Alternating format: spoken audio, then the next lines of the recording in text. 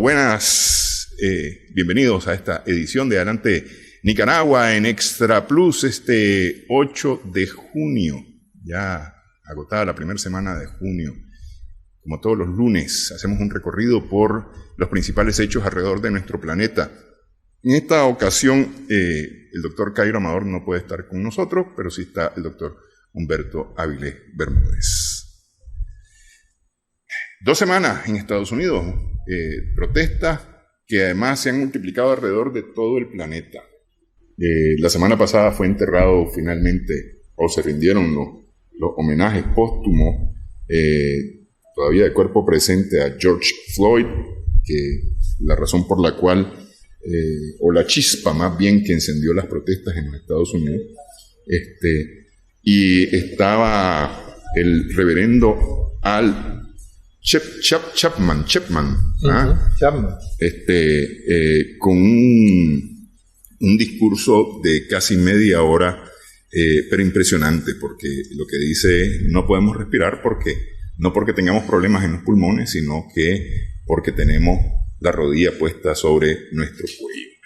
Y hace una descripción de qué es lo que significa tener la rodilla puesta sobre el cuello, pero especialmente hace también una reflexión acerca de los llamados a la paz en medio de estas manifestaciones, que dice: hay quienes quieren la paz, pero hay quienes quieren silencio, quieren que nos callemos. Es que, retomando justamente ese absurdo deseo de silencio, y lo digo deliberadamente, de absurdo, el todavía presidente Trump parece que rescató el discurso de Richard Nixon en 1969, que le sirvió a Nixon para lograr la reelección en aquel entonces, y piensa él que le puede servir para salvar su no reelección, es decir, evitar la no reelección en el 3 de noviembre próximo.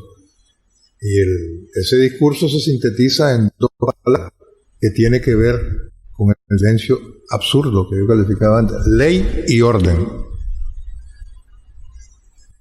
Evocando una expresión muy cotidiana del español coloquial de la península ibérica: leña al mono hasta que aprenda el catecismo.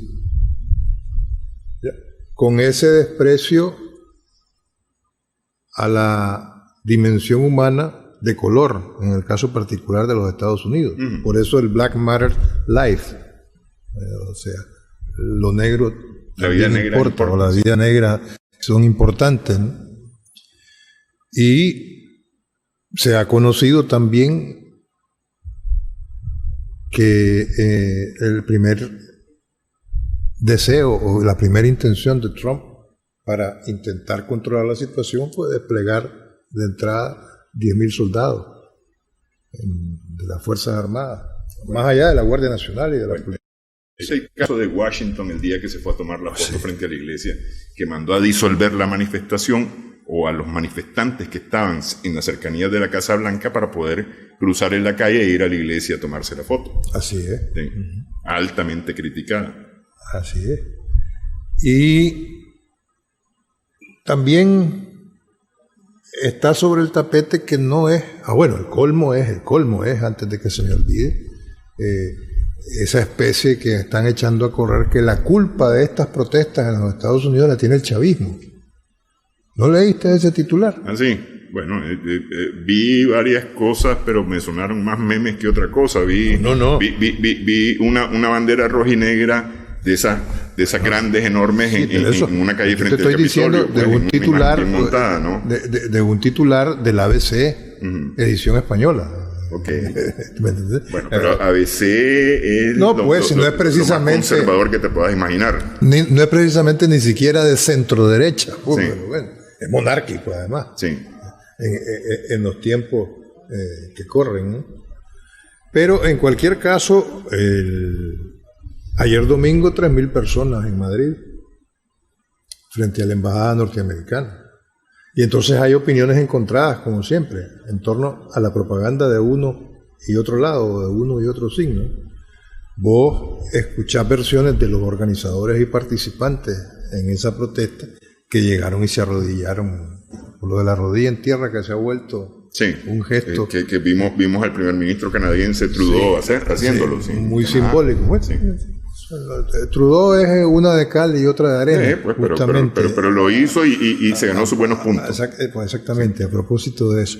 Pero entonces, los organizadores y participantes decían que no, que fue una manifestación, aparte de exitosa, porque no se esperaba esa cantidad de gente en Madrid, un domingo, además, que habían conservado la distancia social necesaria de prevención. Los medios como el ABC dicen que no, pues que no se había contemplado todo eso. Y ya que estamos en España, hay todo un oleaje, un rejuego político por el nombramiento de una mujer a la frente de la Guardia Civil, una fuerza represiva por excelencia, ¿ya? Fundada por el Duque de Ahumada hace un par de siglos ya, pero que fue muy utilizada en la represión a propósito de discriminación racista contra los gitanos. De ahí el famoso romance de la Guardia Civil, escrito por Federico García Lorca, que dicho sea de paso, el 5 de junio pasado habría cumplido 122 años de vida si no lo hubieran matado alevosamente, ¿no? Por rojo, sí. por diría el presidente Trump por ser un izquierdista de extremo, ¿no? Lo mataron en agosto de 1936 en un barranco, en el barranco de Iznar, en las afueras de la ciudad y dentro de la provincia de Granada, en España. Pero todas estas protestas que tienen que ver con esa gota que derramó el vaso, que es la muerte por falta de aire en materia de derechos humanos y concretamente del mínimo respeto a la vida de los negros, o de la gente negra en Estados Unidos, como nunca se ha expandido por el mundo, ¿no? Y es un nivel de protesta inédito. No sé hasta qué punto puedan sofocarlo. Cosa distinta es los actos de vandalismo derivado, ¿no? Que por ahí, lejos de protestar, lo que hacen es echar agua para el molino de la ley y el orden, esa consigna que no pretende, ya ha hecho suya Donald Trump en los tiempos que le está tocando enfrentar, ¿no? Y luego los efectos a todos los niveles, sociales, políticos, económicos, sanitarios, obviamente, cae por su propio peso de la pandemia, ¿no? En el caso particular de Europa, que está asistiendo a lo que ellos llaman a la desescalada y por fases, ya por ejemplo Italia está prácticamente abierta de nuevo, Suecia. Pero hay situaciones contradictorias entre uno y otro de los 27 países que quedan.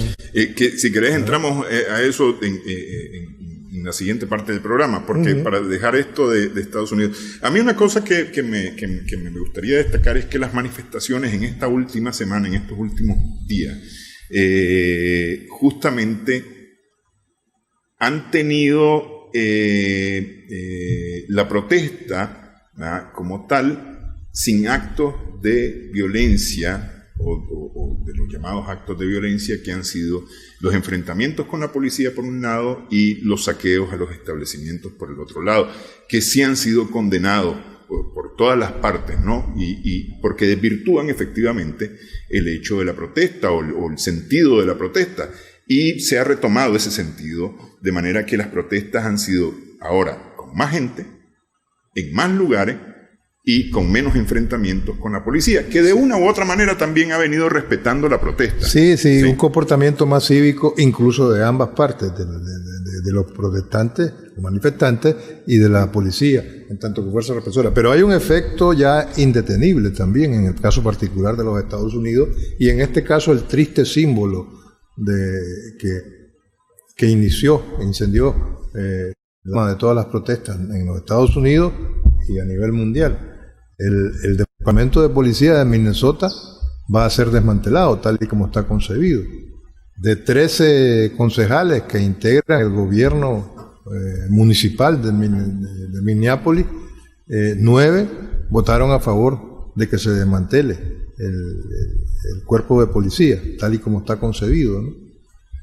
Entonces, y no solamente ahí, hay ese mismo planteamiento en 3 o 4 ciudades principales de los Estados Unidos, y ha salido a luz precisamente que el presupuesto para la fuerza del orden público, entiéndase la policía, en la mayoría de las grandes ciudades de los Estados Unidos, en el caso particular de Minneapolis, es del 40%, sumamente alto de lo que es el presupuesto municipal, por así decirlo, de estas grandes ciudades. Y a mí me llamaba poderosamente la atención cómo en el caso de New York, la Gran Manzana, el presupuesto es el menor de las policías de las grandes ciudades, anda en el 18% del presupuesto municipal, ¿no? Pero hay toda una ola reformista que comienza por el desmantelamiento de los cuerpos policiales tal y como están concebidos y a la vista de el rol que han venido jugando en circunstancias tan desgraciadamente publicitadas e impactantes como la que nos tocó apreciar a propósito de el asesinato de George Floyd, porque de qué otra manera se puede calificar, si todo el mundo pudo ver el video con suficiente amplitud como para sacar cada quien sus propias conclusiones, ¿no? Sí, justamente esta situación, hace un par de semanas Donald Trump estaba, digamos, en el filo de la navaja en cuanto a la aprobación de su gestión, en cuanto a popularidad, porque se mantenía jugando entre un 48 y un 52% de aprobación, dependiendo de la encuestadora que lo hiciera, ¿no? Es decir, estaba en el margen de su popularidad o de su aprobación, ¿no? La última encuesta de CNN, dada a conocer este lunes, dice que hay un 40% de aprobación para Donald Trump y un 57% de desaprobación, ¿ah? Y para las elecciones, ya Biden marca más de una decena de puntos de diferencia a su favor contra Donald Trump, que esos también estaban jugando en 1 o 2 puntos de diferencia entre los dos hace 2 semanas. Es decir, pero esta situación... Sí, pero no solamente eso. La pérdida de apoyo porcentualmente hablando del 40% y de un 57% en contra, sino que grandes personalidades republicanas, como el expresidente George Bush, hijo, y el general Colin Powell, que ha sido secretario de Defensa en varias administraciones republicanas, han hecho público Bush que no va a votar por Trump. Y Powell no solamente dice que no va a votar por Trump, sino que apoya abiertamente a Biden. Entonces, los efectos comienzan a verse no solamente a nivel de sondeo, sí, sino de apoyo sustantivos. Recordémonos que en Estados Unidos y en la opinión pública norteamericana, las grandes personalidades, la cuna de los influencers es precisamente ese país. Sí. Entonces, yo creo que Trump debería ir poniendo el peluquín en remojo. No se imaginó que esto fuera a resultar de esta manera. La respuesta que él dio al inicio de las protestas de alguna manera exacerbó también los ánimos.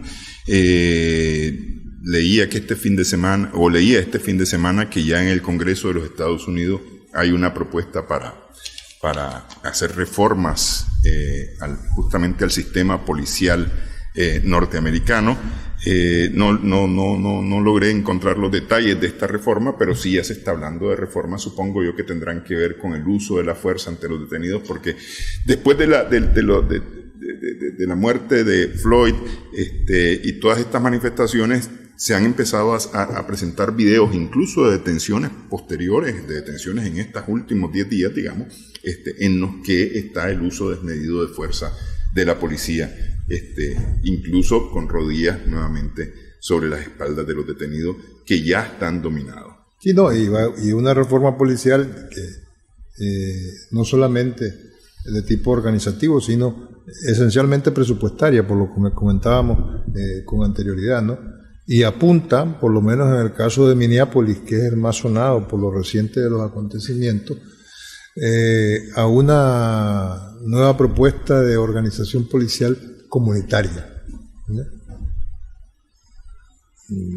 Cosas de la vida, ¿no? O sea, sí. La organización policial comunitaria tiene un gran arraigo en la organización del cuerpo policial nicaragüense, ¿no? Sí. Se diga lo que se diga.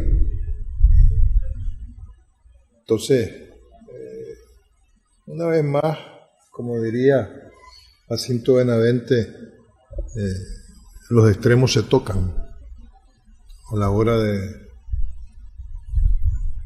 analizarlo, evaluarlo y como producto de reflexiones sobre los mismos, ponerlos en práctica, ¿no?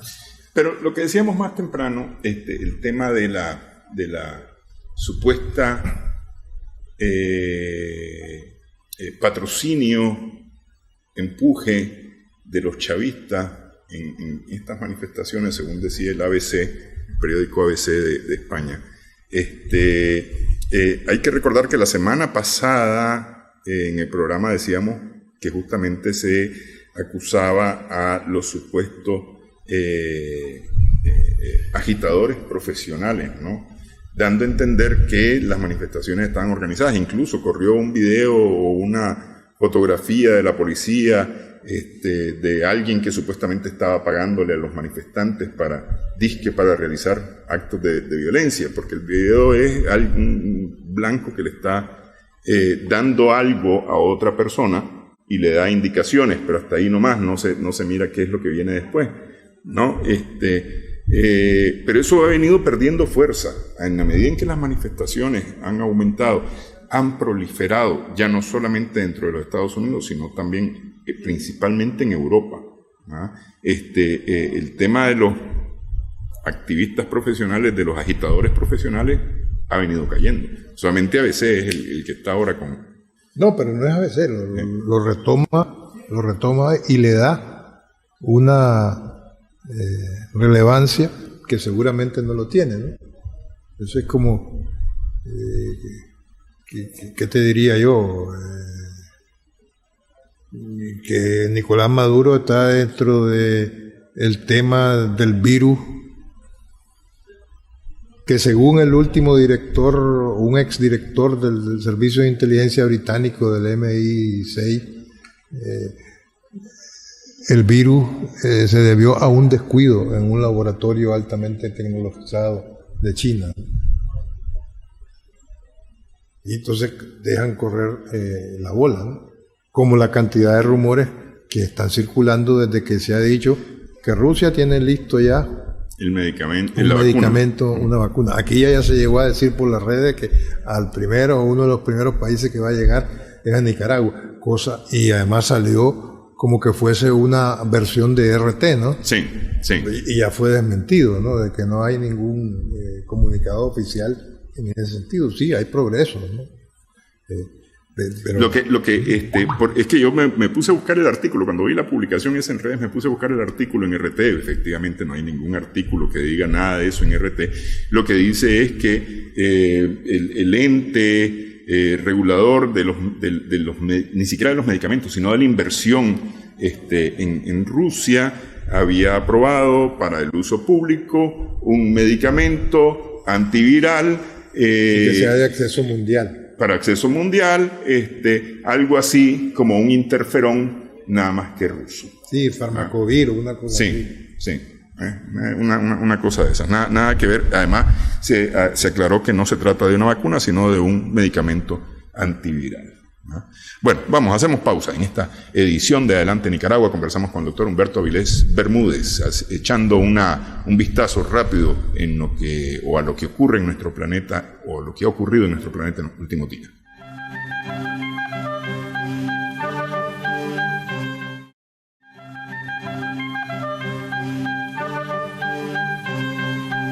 Seguimos en adelante, Nicaragua, en Extra Plus. Conversamos con el doctor Humberto Avilés Bermúdez este lunes. Europa, decían. Bueno, en Europa hay varias cosas que llaman la atención, más allá de la propia noticia. Hoy, a partir de hoy, en el Reino Unido se ha impuesto ya una cuarentena.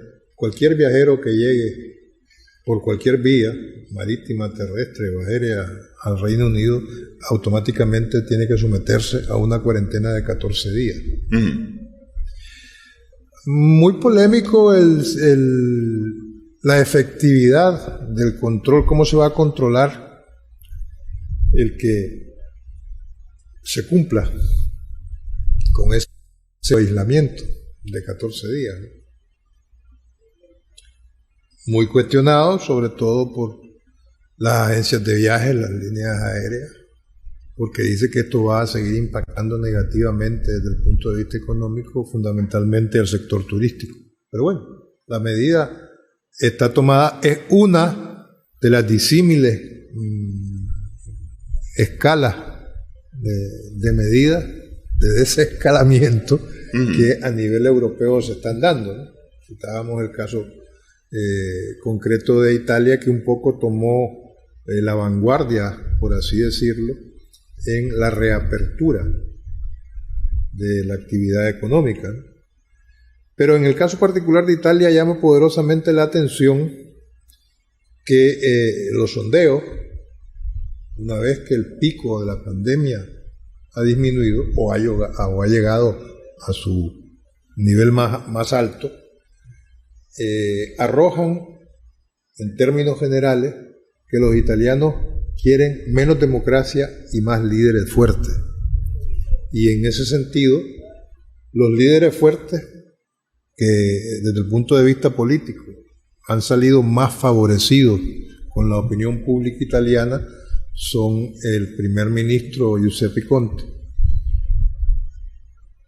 que es producto de inicialmente de una coalición de gobierno prácticamente contra natura, donde está el Movimiento 5 Estrellas,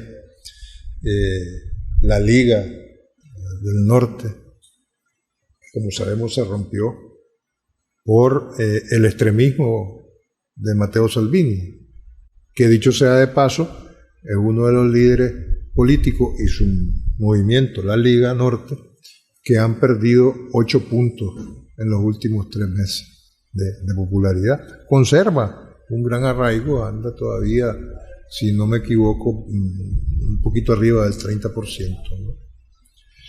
Y la Liga se consolida todavía por encima de su ex socio de coalición del Movimiento 5 Estrellas. Pero más que el virus, les importa la economía, creo que lo comentábamos en la sesión anterior, a los italianos, a nivel europeo. Pero es que se hacía, digamos, como la disyuntiva general: ¿salud o economía? Economía.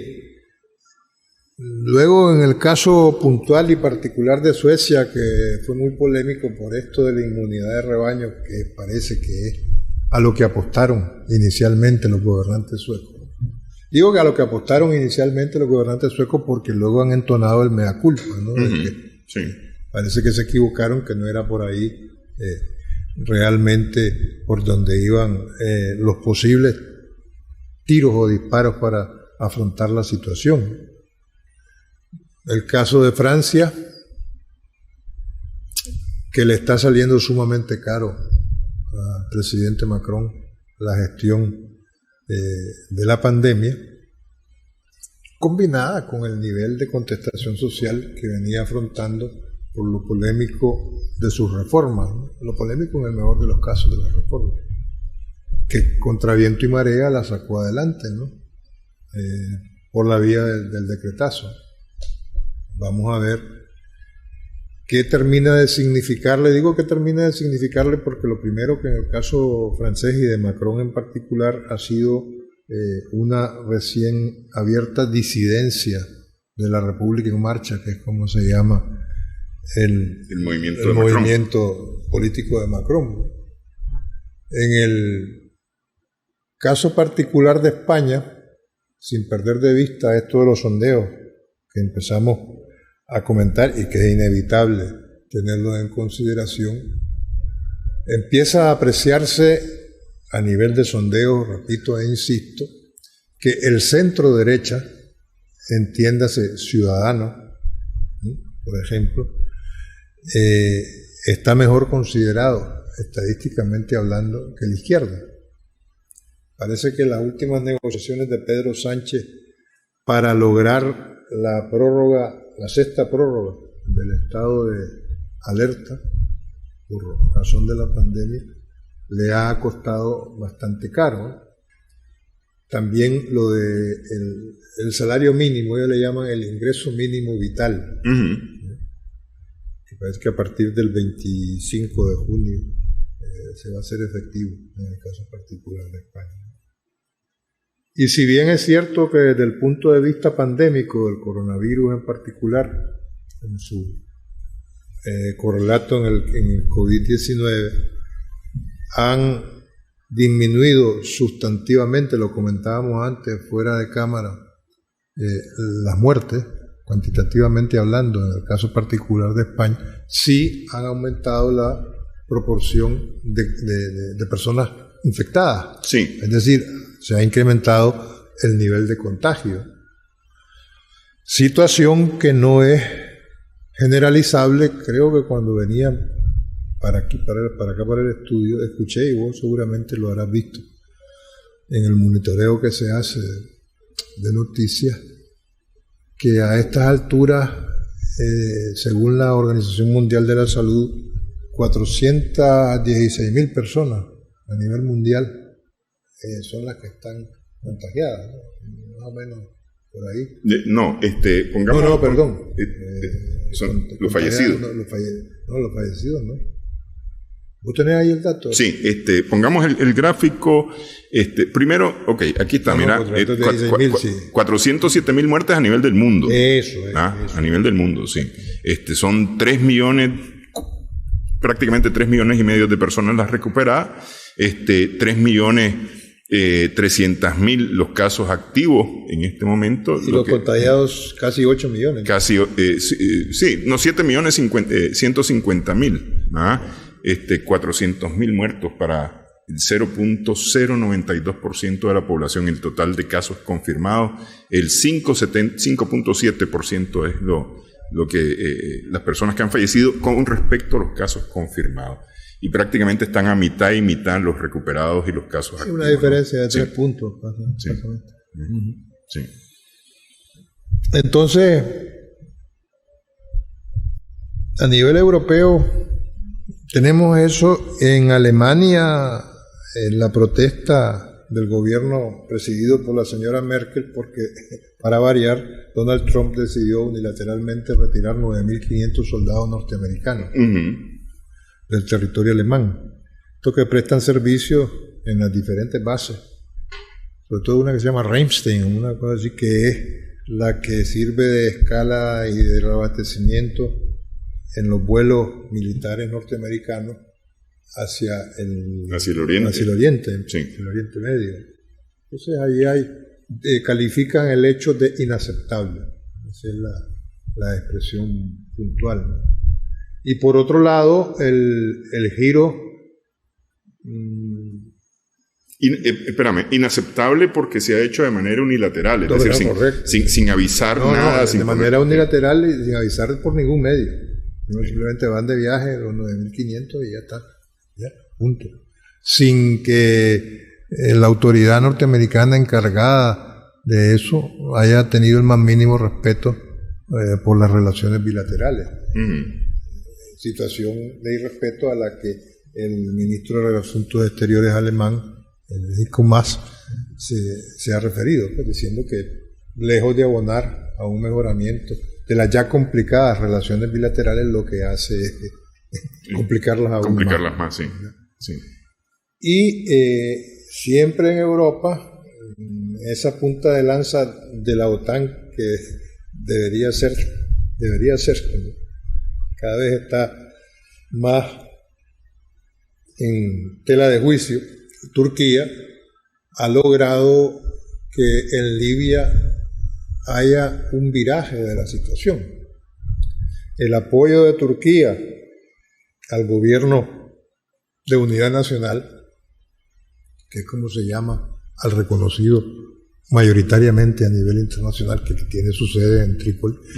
Este gobierno de unidad nacional ha logrado recuperar Trípoli y Sirte, que es, como sabemos, emblemático en tanto que es la ciudad, la cuna natal, la ciudad natal de Gaddafi, ¿no? Sí. Y esto ha sido gracias al apoyo turco, que le ha metido aviones, drones, y desde enero hasta la fecha miles de milicianos islamitas sirios. En el otro lado, el Ejército de Liberación Nacional del mariscal Haftar, antiguo coronel de las Fuerzas Armadas en la época de Gaddafi, pues se ha visto obligado a replegarse, y se ha conocido que Haftar ha salido disparado para el Cairo, dizque buscando iniciativas de diálogo auspiciadas por Sisi, el mariscal Sisi, el presidente egipcio. Sí. Pero hasta el momento esto parece que es más que otra cosa luz de gas, por no decir que candileja. Hablando en pasta, va perdiendo. Haftar ha perdido territorio, ¿no? Haftar, que no está de más comentar de nuevo que cuenta con el apoyo solapado, no abiertamente, de Rusia, Egipto, Qatar y Arabia Saudita. Se me deja escapar. Ahora, lo que pasa es que ese conflicto de Libia es una cosa de lo más enredada, porque ahí estás hablando, creo que son 20 tribus, ¿ah? Y no está dividido solamente en dos, en el llamado Gobierno de Unidad Nacional y la Fuerza. Hay otras expresiones armadas en Libia que también están haciendo de la suya, por lo menos 5 o 6 expresiones más que están haciendo también de la suya. Que todo esto es lo que obligó, o lo que ha estado obligando a la migración a través del Mediterráneo hacia Europa, ¿no? Además que ese se ha convertido como en el puerto de salida, especialmente en el norte de África, hacia Europa para varios países. No, y fundamentalmente africanos. Grecia. Entonces, por eso es que Grecia ha comenzado desde la semana pasada a expulsar en caliente, sí, esa es la expresión, ¿no? En caliente, a las olas migratorias, sobre todo a las islas que arriban a las islas del mar Egeo. Solo la semana pasada procedió a expulsar más de 700 migrantes, cuyo grueso son demandantes de refugio, de asilo político. Entonces, la tragedia, lejos de los refugiados, sobre todo, lejos de aminorarse o de paliarse, pica y se extiende, desafortunadamente, en ese aspecto, ¿no? Y aquí no ha valido pandemia. No, para nada. Eso, lo que pasa es que esas son informaciones que han estado como en volumen más bajito, ¿no? Porque el volumen alto lo ha tenido la pandemia. Sin embargo, la situación de los migrantes africanos, especialmente, ya no digamos los del Medio Oriente, los que se mueven desde el este hacia Europa, retenidos por Turquía, ¿no? Especialmente de Siria, eso se ha mantenido durante estos últimos meses, ¿no? Y luego, a nivel europeo, se empiezan a sacar conclusiones de los efectos político-diplomáticos que ha tenido la pandemia, por ejemplo, en la respuesta conjunta y unificada de la Unión Europea a la misma.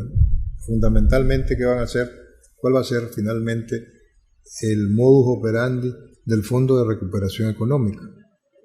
Que se habla de 1,5 billones de euros más o menos, pero que todavía no hay una decisión al respecto. Y entonces leí esta mañana un artículo muy curioso que dice que en Europa la diplomacia está acostumbrada al estrechar manos, y que estrechar manos básicamente es fundamental para cerrar acuerdos. De manera que esta diplomacia por videoconferencia, sea Zoom, Skype, como se llame, no funciona. Esa es una de las lecciones que está arrojando. Y a pesar de que hay una necesidad de acuerdos tremenda.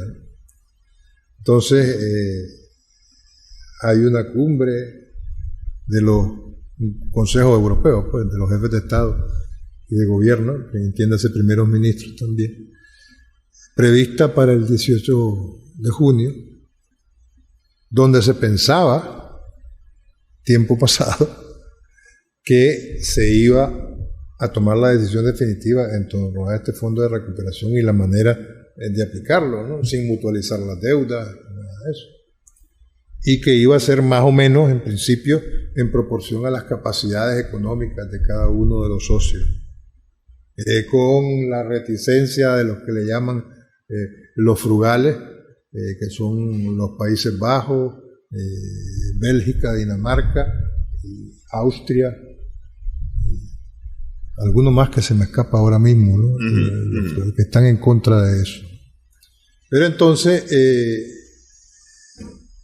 como que están clamando porque la próxima cumbre, que ya se ve que la del 18 de junio se va a dar, pero que no va a arrojar resultados concretos, avances sustantivos.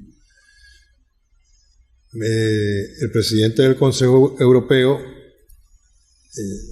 el belga Michel, tiene la esperanza de que para el 19 de julio, que sea la próxima cumbre, pueda ser presencial.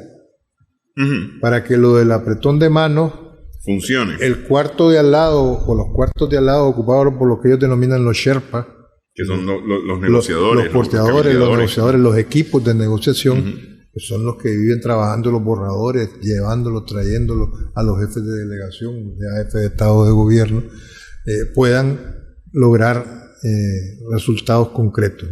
De manera que una de las grandes conclusiones, sintetizando y concluyendo, es que la política diplomática de la Unión Europea, y me imagino que suele ocurrir también a nivel de negociaciones internacionales en todo el mundo, funciona presencialmente y a base del apretón de mano, algo contraindicado en tiempos de pandemia. Hace muchos años la palabra bastaba. Así es, palabra de honor, palabra de caballero, ¿no? Sí. Te doy mi palabra, ¿no? Hace muchos años eso bastaba, no hacía falta el apretón de mano, eso era solamente para sellar esa palabra. Ni gastar papeles ni tinta, sí. ¿No? Pero bueno. Sí. Ahora, esta negociación europea básicamente es de rescates financieros, nada tiene que ver con salud, nada tiene que ver con atención a quienes han resultado más afectados, nada. Esto es rescate financiero, básicamente. Fundamentalmente. Sí. Y el cómo se va a aplicar y qué le va a tocar a cada quien, ¿ya?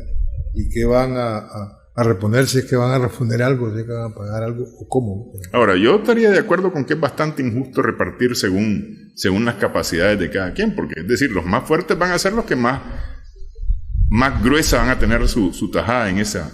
Bueno, pero es que aquí viene el eje, el caballo de Troya, no, el eje central de la argumentación de los frugales, de los del norte, que es lo que se habla de un enfrentamiento de países del norte, los nórdicos frente al sur, que califican de injusto que los más capaces, que tienen más potencial económico, tengan que financiar poco menos que la vagancia o la desidia de los países del sur, entiéndase Italia, España, Grecia, por ejemplo. Entonces, por ahí anda la polémica, ¿no? Sí, siguen sin ponerse de acuerdo los europeos. Pausa en esta edición de Adelante Nicaragua. Regresamos en breve.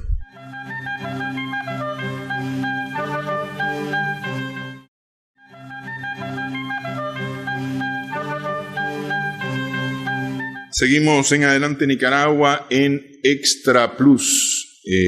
Conversamos con el doctor Humberto Avilés Bermúdez este lunes, echándole un vistazo a los principales hechos alrededor de nuestro planeta. Ya habíamos mencionado el tema de las manifestaciones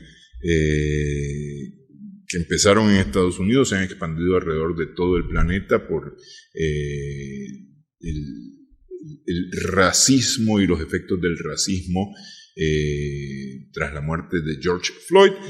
Hablamos de Europa, su desescalada, los planes o proyectos de acuerdos que todavía no cuajan, y van a seguir sin cuajar. Lo cierto es que todo este tema del COVID ha puesto de manifiesto, además de las diferencias alrededor de todo el planeta, en Europa la falta de capacidad de los países europeos para poderse poner de acuerdo sobre temas específicos como es la pandemia, por ejemplo. Es decir, 3 meses más tarde, el tema de la pandemia todavía no ha logrado dejar una posición única europea.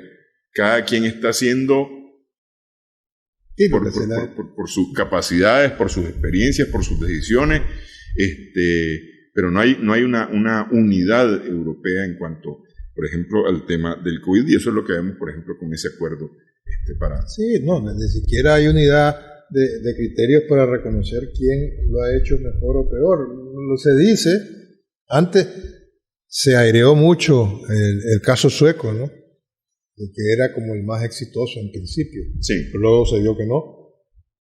Pero de alguna manera era también lo que tenía el Reino Unido y cuando Boris Johnson salió pegado, cambió totalmente la política en Reino Unido. Y luego su principal asesor se saltó por su pistola el confinamiento y se permitió el lujo de viajar 400 kilómetros para ir a estar con sus hijos y después de regreso para ver, según él, si estaba bien de la vista, hizo un recorrido viendo castillos, ¿no? Pero bueno, aparte de eso, el tema de quién ha tenido el mejor desempeño en el enfrentamiento contra la pandemia, parece que ahora mismo resulta ser Dinamarca, ¿no?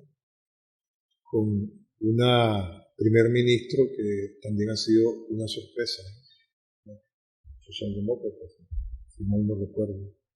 Pero qué duda cabe que otra de las lecciones, aparte de la que comentábamos del apretón de manos para un efecto político-diplomático, es que la disparidad de criterios,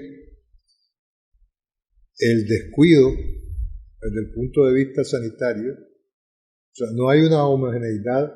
Europa no ha trabajado en torno a un sistema unitario de salud, teniendo como leitmotiv muy exitoso y propagandizado de su unión la libre circulación de personas, sí, que entró en quiebra obviamente con la pandemia, ¿no? Empezaron a cerrarse las fronteras, Schengen hizo agua, entró en crisis el grupo de Schengen, ¿ya? Y apenas ahora, tímidamente, encontramos una reapertura de fronteras, pero por ejemplo, comentábamos que en el Reino Unido hoy quien llega es sometido a cuarentena a excepción de los irlandeses del norte. Y se había dicho que por acuerdo bilateral con Francia no iban a ser afectados, pero no, ahora va Raimundo y todo el mundo. Si llegan los franceses son absolutamente afectados por esa cuarentena de 14 días obligatoria, ¿no? Y las diferentes maneras de afrontar la crisis pandémica, ¿no? Todo lo que ha salido a luz en torno al abastecimiento de materiales sanitarios, ya no solamente mascarillas, los famosos ventiladores, necesarios ventiladores y los medicamentos más usuales para el tratamiento aleatorio, tanto en cuanto no se tiene ninguna experiencia acumulada para afrontar el virus. A estas alturas se empiezan a sacar conclusiones, ¿no? Se han hecho investigaciones a marchas aceleradas para conseguir medicamentos y hay diferentes empresas farmacéuticas estatales y no estatales en Rusia, en Alemania, en los Estados Unidos, trabajando para ver si y probando diferentes alternativas para vacunas, ¿no? Pero no hay nada para nadie en materia de medicamentos certificados y confirmados contra el COVID-19, que es la enfermedad provocada por el coronavirus, como se sabe, ni tampoco a nivel de vacuna, ¿no? En estos días seguramente todos habremos leído o tenido noticia de que no ubico ahora con exactitud dónde, a 12 personas, creo que en Italia, a 12 personas que habían vacunado, o sea, se habían muerto. De un universo bastante más amplio de personas vacunadas. No sé si en Italia. Parece que sí, pero bueno. Esa noticia ya circula, ¿no? Entonces se iba a abrir toda una investigación respecto a eso. También circula, a propósito del tema inevitable e indeseable de estos días, pero que no podemos evadir, la noticia de que China ha hecho público que desde el 4 de enero avisó a los Estados Unidos de la eventualidad del virus descontrolado, ¿no? Sin concretar qué es lo que pasó. Y lo que te quería comentar, que yo no logré profundizar en el tema, leí un titular esta mañana de que el jefe de opinión del New York Times había renunciado, había dimitido, porque había renunciado porque había publicado un artículo de un senador republicano que decía ese artículo como para que el jefe de opinión, esto es la persona que decide qué se publica y qué no se publica en un medio tan connotado como el New York Times en los Estados Unidos, se ve obligado a renunciar. ¿Vos no tuviste ninguna noticia sobre el particular? Se trata de... es el editor de la página editorial del New York Times, ¿no? Que renunció el domingo, James Bennett, que es el segundo funcionario periodístico de alto nivel que renuncia por supuestos errores cometidos durante la cobertura de protestas nacionales sobre el trato a la comunidad de raza negra a manos de la policía. Pero ahí tiene que haber un artículo. Se trata... la renuncia se produce este domingo, después que el periódico tomó distancia de un artículo de opinión del senador Tom Cotton que apoyaba el uso del ejército para aplacar las protestas, y más tarde se dio a conocer que Bennett no había leído el artículo antes de publicarlo, es decir, solamente le dio luz verde porque se trataba de Cotton. Un senador. Sí. Y no aplicó el filtro. Sí. El necesario, pues, de la lectura y decir sí, no. Sí, especialmente porque es que se diferencia con la línea editorial que tiene el periódico. El periódico no está apoyando el uso de la fuerza, y sin embargo el artículo del senador sí apoyaba el uso de la fuerza, inclusive militar. Entonces, bueno, pero es que eso tiene que ver, eso es bien interesante porque tiene que ver con el criterio de Mattis, el general Mattis, que abiertamente acusa a Donald Trump de dividir al país, sí, los Estados Unidos de Norteamérica. Sí. Violencia sí, violencia no, ¿no?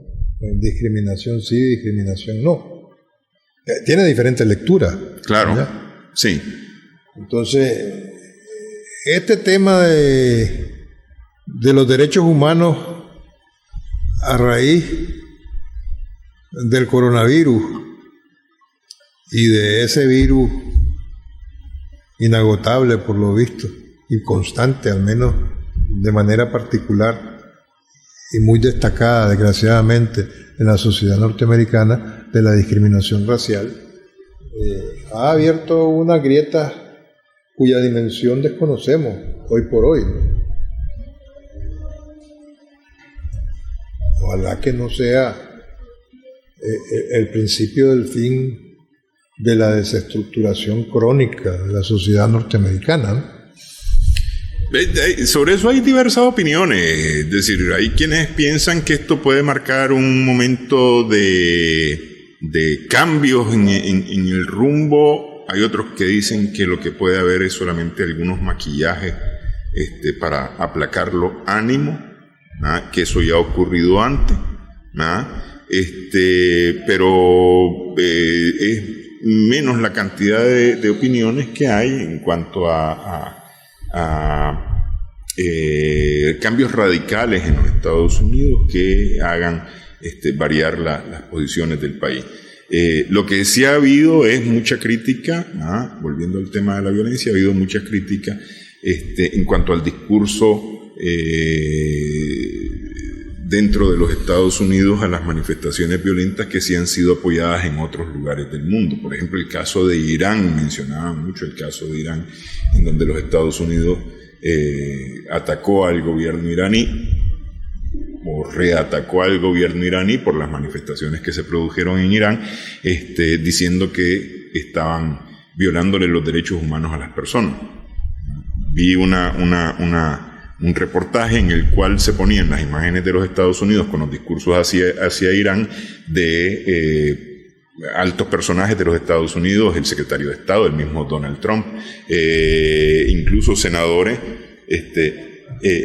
llamando a no violar los derechos humanos con imágenes de los Estados Unidos, ¿no? Entonces, resulta muy interesante ese discurso hipócrita, doble rasero, que es lo que se ha estado criticando más en este último tiempo. En cualquier caso, el inevitable e indeseable coronavirus y algo más que un incidente con el asesinato de Floyd, abren un punto de inflexión sumamente amplio en el nivel internacional, en la conciencia humana, en la urgencia cada vez más indetenible e innegable de reformar y transformar las Naciones Unidas, en tanto que en instancia internacional de mayor nivel. Y en materia de reformas de las Naciones Unidas, creo que es oportuno conmemorar el tercer aniversario del tránsito a la inmortalidad del padre Miguel de Escoto Brockman, sí, que se cumple el día de hoy. En tanto en cuanto fue un hombre a la vanguardia de proponer durante su presidencia de la Asamblea General de las Naciones Unidas una transformación total, radical del organismo internacional. En ese sentido, como nicaragüenses, como centroamericanos, como mesoamericanos y como latinoamericanos, es un orgullo contar con ese antecedente histórico y con propuestas concretas, ¿no? Como por ejemplo la aprobación de la Carta de la Madre Tierra, sí, haberla incorporado en ese nivel, ¿no? Que posteriormente tuvo su correlato a nivel de la Constitución Política de Nicaragua. Entonces, en ese sentido, el legado, la vida y la obra de Miguel de Escoto Brockman es razón de orgullo y no se puede soslayar en la historia reciente de nuestro país, de las relaciones internacionales y en particular, ya que nos hemos referido a ellas, de la Organización de Naciones Unidas, ¿ya? Entonces quería no dejar pasar esa mención expresa a la conmemoración y al ejemplo y el legado de ese querido compañero que sigue siendo Miguel de Escoto y Brockman. Miguel de Escoto Brockman, recuerdo yo que siendo todavía presidente de la Asamblea General de las Naciones Unidas, presidió un histórico encuentro que hubo aquí en Managua para julio del año en que él estaba de presidente de la Asamblea General,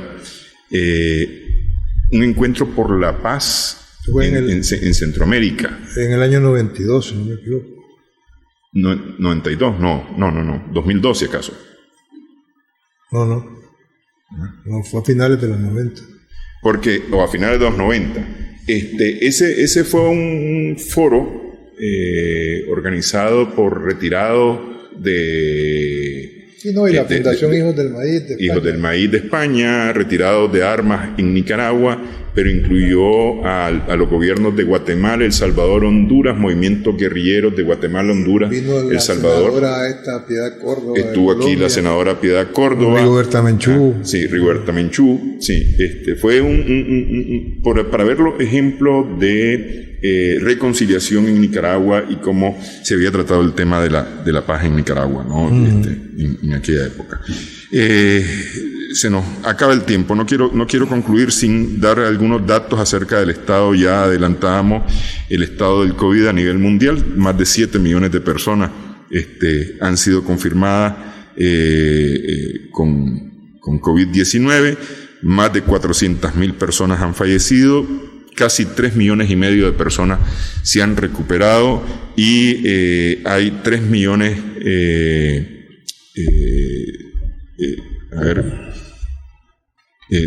en casos activos, 3.200.000 casos activos en este momento, de los cuales un 2%, es decir, 53.000, casi 54.000 personas se encuentran en estado crítico.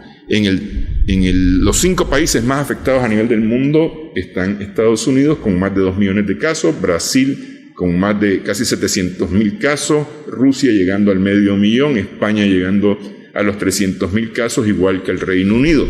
Sin embargo, en la cantidad de muertes, Estados Unidos ocupa siempre el primer lugar, el segundo lugar lo está ocupando el Reino Unido con 40.500, casi 40.600 muertos. El tercer lugar está Brasil, que ha sido señalado como el centro, el foco de atención en América Latina, con más de 37.000 muertos. En el sexto lugar a nivel mundial está España, en cantidad de muertos, con más de 27.000 muertos.